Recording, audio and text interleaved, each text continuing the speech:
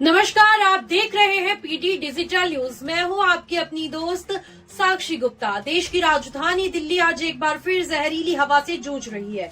सांस लेना मुश्किल हो गया है, आंखों में जलन है और अस्पतालों में मरीजों की संख्या लगातार बढ़ रही है।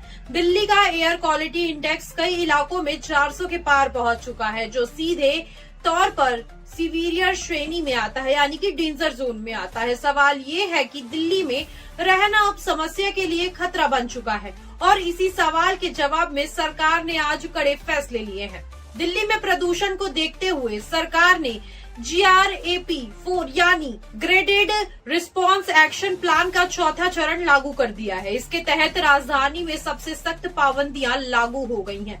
सरकार का कहना है कि अगर अभी सख्ती नहीं की गई तो हालात और ज्यादा बिगड़ सकते हैं। GRAP 4 लागू होते ही ट्रैफिक, निर्माण कार्य और इंडस्ट्रियल गतिविधियों पर बड़ा असर पड़ेगा, यानी इफेक्ट पड़ेगा।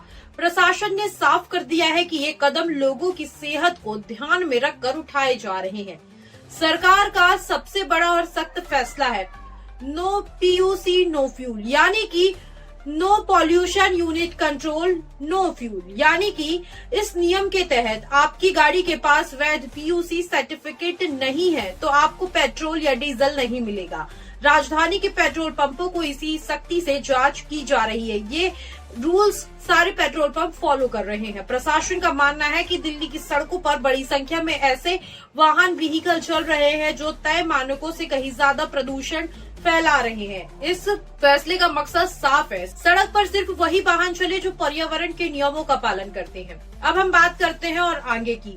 GRAP 4 के तहत BS6 से नीचे के सभी वाहनों को दिल्ली में एंट्री पर रोक लगा दी गई है, चाहे वो निजी वाहन हो या कमर्शियल हो। पुराने वाहनों को अब राजधानी में आने की भी इजाजत नहीं है। ट्रैफिक पुलिस और प्रशासन ने जगह जगह चेकिंग शुरू कर दी है।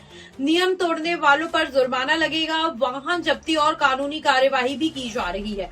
सरकार का कहना है कि पुराने डीजल और पेट्रोल वाहन प्रदूषण का सबसे बड़ा कारण है। प्रदूषण कम करने के लिए सरकार दफ्तरों में 50% कर्मचारियों को वर्क फ्रॉम होम देने की अनुमति दे चुकी है। वहीं अगर हम बात करें प्राइवेट सेक्टर की, तो प्राइवेट सेक्टर से भी इसी तरह के कदम उठाने की गवर्नमेंट की तरफ से अपील की गई है। स्कूल में छोटे बच्चों के लिए ऑनलाइन क्लासेस या छुट्टी का विकल्प भी दिया गया है।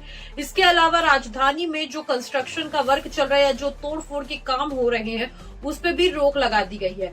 और साथ ही जो ईंट भट्टे हैं, डीजल जनरेटर और भारी मशीनों पर भी सख्ती से पाबंदी लगा दी गई है। लेकिन सवाल अब भी वही है, क्या सिर्फ नियमों से दिल्ली की हवा साफ हो जाएगी?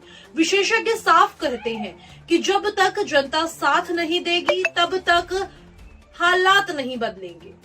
प्रशासन ने लोगों से अपील की है कि गवर्नमेंट के साथ रह के वो इस अभियान में इसको सक्सेस बनाए।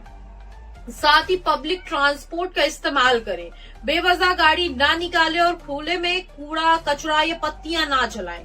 मास्क पहने, बच्चों और बुजुर्गों को बाहर निकलने से बचाएं।